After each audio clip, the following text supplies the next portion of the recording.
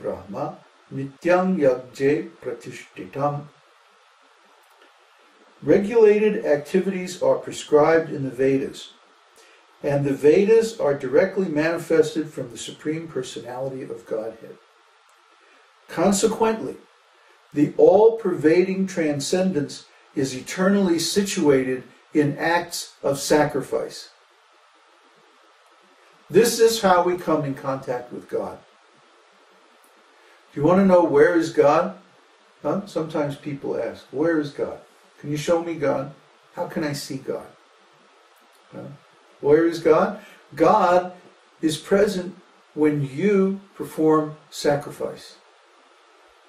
You can see God through your performance of sacrifice. We give 9 methods of sacrifice, or 9 methods of devotional service, beginning with hearing and chanting about the glories of the Lord. You know that verse? Shravanam Kirtanam Vishnu Smaranam Dasyam Sakyam Vandanam Atma Nivedanam. Okay? So these 9 methods are there. And when we perform those 9 methods, then we actually come personally, directly in contact with the Lord. Now, there's nothing I can say, nothing I can do that's going to convince you of that. You have to try it yourself. Otherwise, I can sit here all day and try to convince you, but you can convince yourself very easily by trying to process directly. So, of course, hearing and chanting is only the beginning of sacrifice. There's a way to offer everything that we do to the Lord, so that we are devoid of sinful activity, devoid of this cheating propensity, this stealing propensity that we observe in material conditioned consciousness. And we advise you to do this, because then you'll be happy. Okay? You won't be committing any more sinful activities. See? And that is a definite stage on the path of devotional service. What's the verse?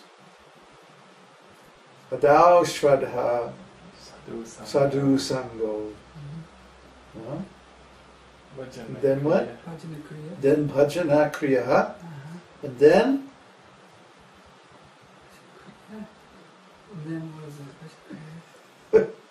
What happens as a result? No. Getting rid of unwanted. Yes. Anartha Nivritti. And then comes steadiness. And then comes steadiness. Nishta.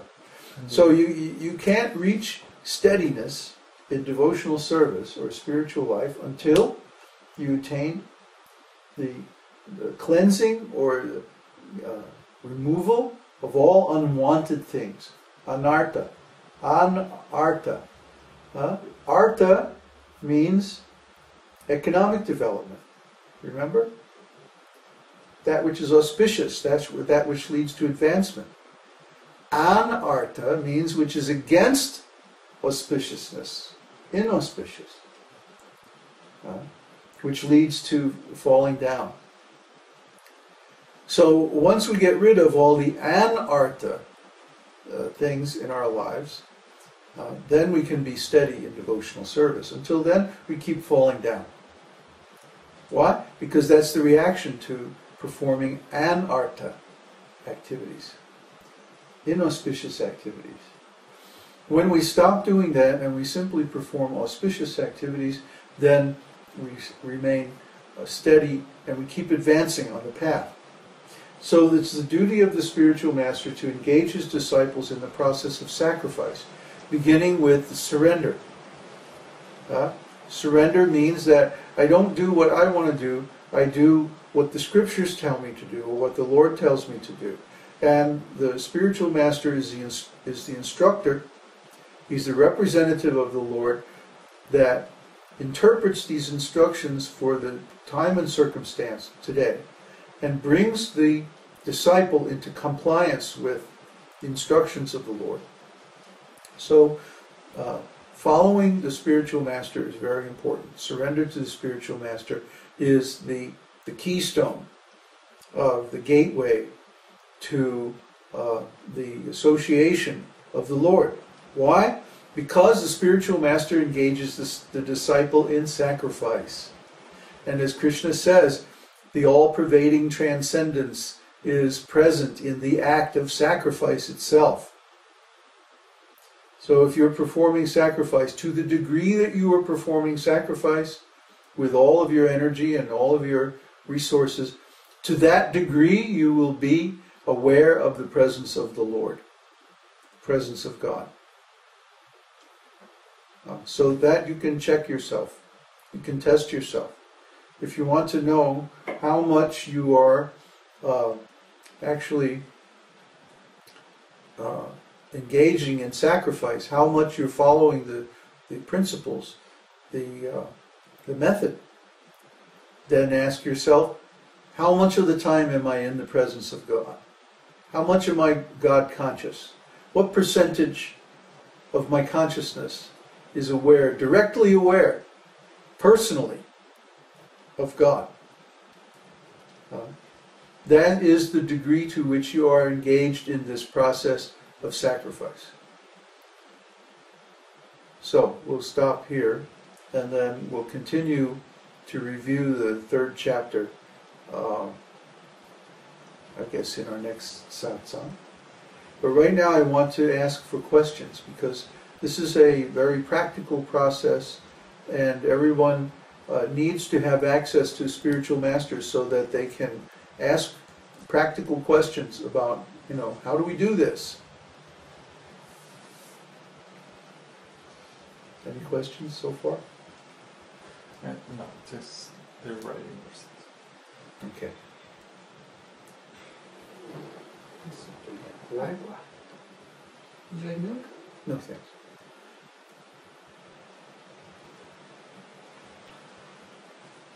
It seems that this sacrifice is always present in the experience of any jiva. It's either they sacrifice serving material energy over Krishna, or it's always present, isn't it? Yes, everybody is serving all the time. But who are they serving? What are they serving? Mostly they're serving the desires of their mind, the desires of the senses. The senses want this and they want that. They want to do this and that and the other thing. And they're constantly pestering us. Pulling us. Yeah, pulling us in this way and that way. And if we follow the senses, of course, then we're just in bodily conception of life, and we're just like an animal. Remember that cat we had in Katimako? Mm-hmm. She was like this, She would go over here, and she would go toward this one thing, and then something would get her attention, and then she would go over to that. Yeah. Remember? How, like, every 5 seconds she was like going this way, going that way. Oh, no, oh, this way. Why? Because she was being pulled by the senses. But Krishna, in this third chapter, he says, control the senses by the mind. See? The mind can be cognizant of the instructions in the scriptures. Oh, Krishna says, do this, don't do that. So, we follow those instructions. That means controlling the senses. Yoga or religion, actually, the word religion means to control the senses. Re legios. Re legios means to tie back or to bind back, to control. Religion means to control the senses. Not to control the senses, that means basically animal life. That's not religion. Animals have no religion. They simply follow their senses. They can't have religion because they don't have the higher intelligence that human beings have. So they're simply led by their senses and mind. You can bet that animals are going to follow certain habitual patterns of activity. And they never break those activities. They're consistent, they're predictable. See? But a human being has the ability to choose, has the ability to decide or exercise free will. And this is higher than the animals. Why?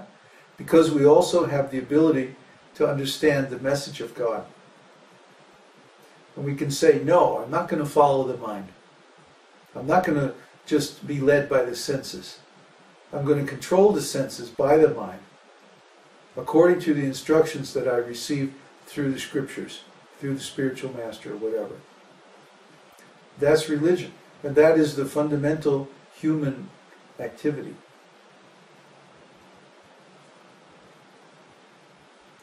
Okay. Some question? From Devesh.